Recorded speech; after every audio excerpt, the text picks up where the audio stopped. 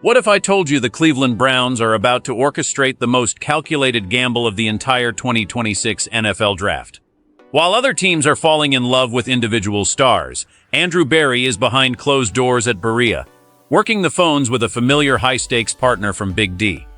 The rumors are swirling that a massive swap for the number 6 overall pick is not just possible, but actively developing as we speak. This isn't just about moving back a few spots. It is about a total shift in the Browns' roster-building philosophy that could change everything. Andrew Berry is once again the name on everyone's lips across the league as he positions the Cleveland Browns for another masterclass in asset management during the 2026 NFL Draft. My sources are confirming that Berry has been extremely transparent about his willingness to move out of the number 6 overall slot, having floated the idea to several teams during the NFL Combine and the league meetings. The news hitting the wire today is that the Dallas Cowboys have emerged as the primary suitor looking to jump into that top 10 conversation. Dallas currently sits at number 12, but Jerry Jones is reportedly infatuated with elite defensive talent at the top of this class, specifically looking at prospects like Reuben Bain Jr. or Caleb Downs. For Berry, this is a familiar playbook. Just last season, he traded back with the Jaguars and walked away with a king's ransom that turned into immediate production. Now, the potential haul from the Cowboys could be even more lucrative for Cleveland.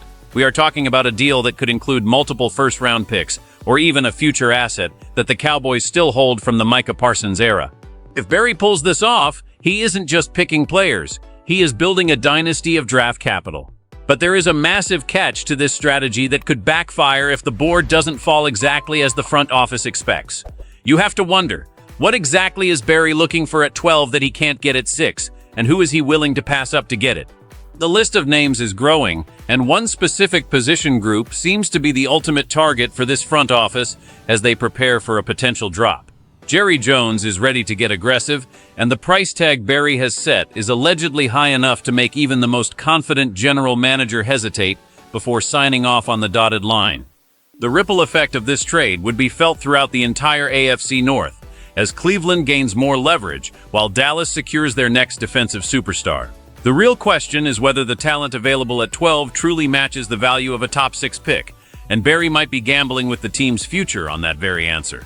Do you think trading down again is the right move for Andrew Berry, or should the Browns stay put and take a blue-chip star at 6? I want to see your thoughts in the comments right now because this decision will define our season. Make sure to subscribe to the channel and hit that like button to keep getting these insider updates. Jerry Jones is the man driving the bus on the Dallas side of this potential blockbuster deal, and everyone knows that when Jerry wants someone, he usually finds a way to get them. The intel suggests that the Cowboys are desperate for a defensive identity shift, and they view the Browns' 6th pick as the golden ticket to Reuben Bain Jr. or Caleb Downs. Jones has never been shy about making a splash, and owning multiple first-round picks gives him the ammunition to meet Andrew Berry's steep asking price.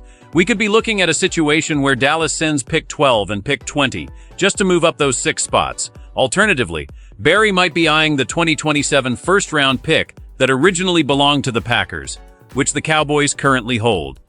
From an insider perspective, this isn't just about two teams trading. It's about two very different philosophies clashing.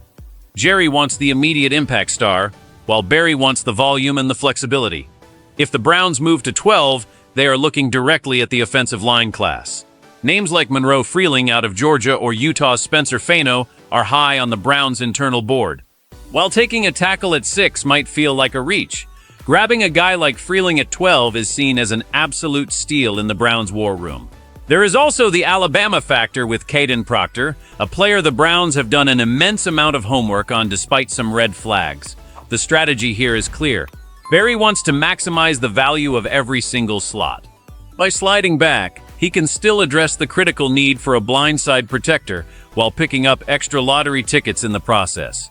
The Saints and Chiefs are also lurking in the shadows, potentially interested in pass rushers or even Notre Dame's Jeremiah Love, but the Cowboys remain the most logical and aggressive partner for Cleveland right now. The pressure is on Jones to deliver a championship-caliber defense, and he knows that Berry is the gatekeeper to the player he wants most. The negotiations are reportedly heating up as draft night approaches, with both sides trying to find that perfect middle ground that allows everyone to claim a victory in the press. The impact of a trade down of this magnitude cannot be overstated when it comes to the long-term health of the Cleveland Browns. When you look at what Andrew Berry has accomplished with his accumulate and attack strategy, it becomes clear why he is so comfortable moving back. By potentially moving into the 12 and 20 slots, the Browns could address two major needs instead of just one. The roster is currently at a crossroads where youth and depth are becoming just as important as top-tier talent, especially with the salary cap implications of our veteran contracts. If Berry secures those extra picks, it allows the scouting department to take swings on high-ceiling prospects like Arizona State's Jordan Tyson or Ohio State's Carnell Tate to bolster the receiving core. However, the risk is real. If the Browns trade back and a generational talent like Reuben Bain Jr. becomes a Hall of Famer in Dallas, the fans in Cleveland will never let Berry hear the end of it. The future of this franchise depends on getting the left tackle position right, and whether it's Freeling or Fano, the Browns are banking on their developmental staff to turn a mid-first rounder into a perennial Pro Bowler. My sources inside the building say the confidence level in the offensive line room is high, but they know they need fresh blood to protect the investment in the quarterback. Looking ahead, this move would also give the Browns incredible flexibility for the 2027 draft, potentially giving them 3 first-rounders over the next 2 years. That kind of capital is what allows teams to remain competitive even when they have to pay their stars. The AFC North is a gauntlet, and Berry knows that he cannot afford to miss on these top selections. Every move he makes is scrutinized, but his track record of turning mid-round picks into contributors gives him the leash to try this high-wire act once more. If this deal goes through, expect the Browns to be the most active team on draft night, potentially even using their newly acquired assets to move back up later in the first round if a player they love starts to slide.